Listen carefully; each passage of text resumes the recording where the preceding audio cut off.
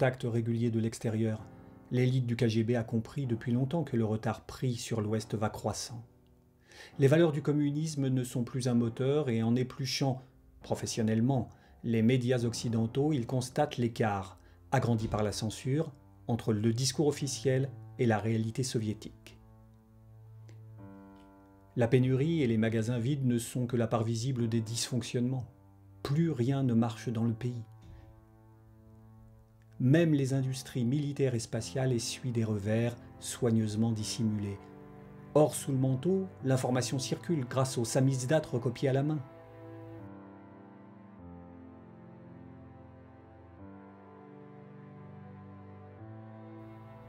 C'est ainsi que, paradoxalement, l'élite sécuritaire du pays, chargée de le préserver, se convainc peu à peu que le régime qu'ils défendent est en réalité le pire ennemi des Russes et de la Russie. Les défections ont d'abord été individuelles. De hauts cadres des services de renseignement se sont mis au service de l'Occident, risquant leur vie en trahissant pour des raisons humanitaires, voire par patriotisme. D'autres ont tenté, en partie réussi, le changement par le haut. Grand patron du KGB, Yuri Andropov charge un apparatchik brillant d'élaborer un système d'indicateurs économiques et de mesure des performances afin de pouvoir comparer avec le modèle occidental. Sous son air anodin, l'initiative attaque de front la culture de dissimulation du régime. Imprégné d'objectivité scientifique, Andropov sait que le pays a besoin de réformes et que le pouvoir a besoin d'informations exactes pour les mener. Et justement, il va pouvoir le faire puisqu'il est nommé à la tête de l'URSS en remplacement de Brejnev. Hélas, ces réformes sont rapidement interrompues par son décès. Après un bref intermède conservateur, le jeune apparatchik le remplace à la tête du pays. Il s'appelle Gorbatchev.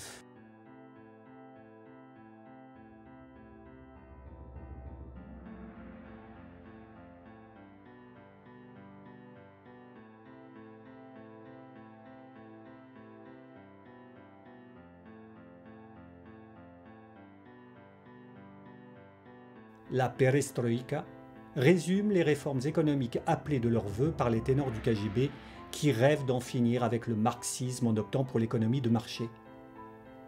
La Chine populaire a déjà opéré le tournant. Elle commence à en récolter les fruits en termes de développement économique, tout en conservant la mainmise du Parti communiste sur tous les rouages de la société. Les traditions confucéennes y contribuent, ainsi qu'une règle simple. Le business est désormais roi, mais pour avoir le droit d'en faire, il faut être membre du parti. Seulement en Russie, communiste et soviétique sont deux adjectifs qui ne font plus rêver personne.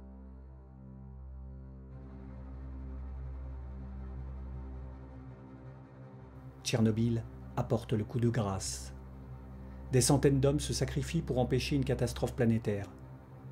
2 ans plus tard, Valéry Legasov se suicide.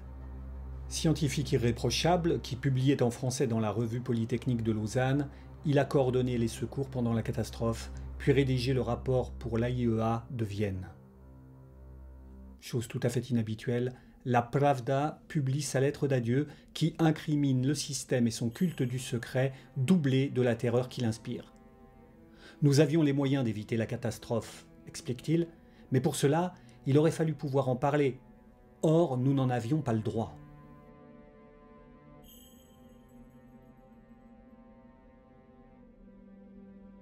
La transparence, la glasnost, devient son premier mot d'ordre, ce qui permet la publication dans la Pravda du rapport sur Tchernobyl.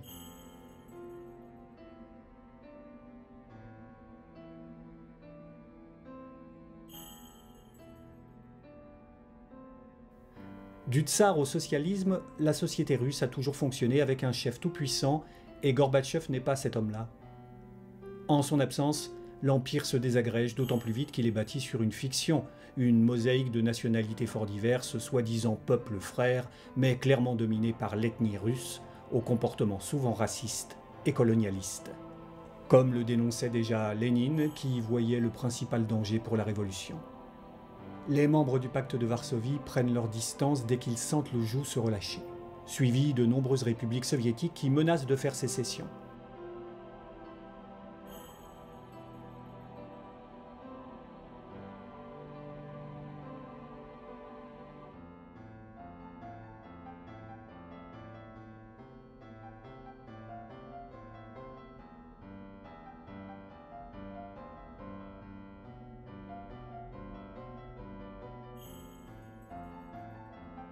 La gabegie s'installe et la décomposition du régime est telle que la sécurité du parc nucléaire n'est plus assurée. Une centaine de charges nucléaires disparaissent.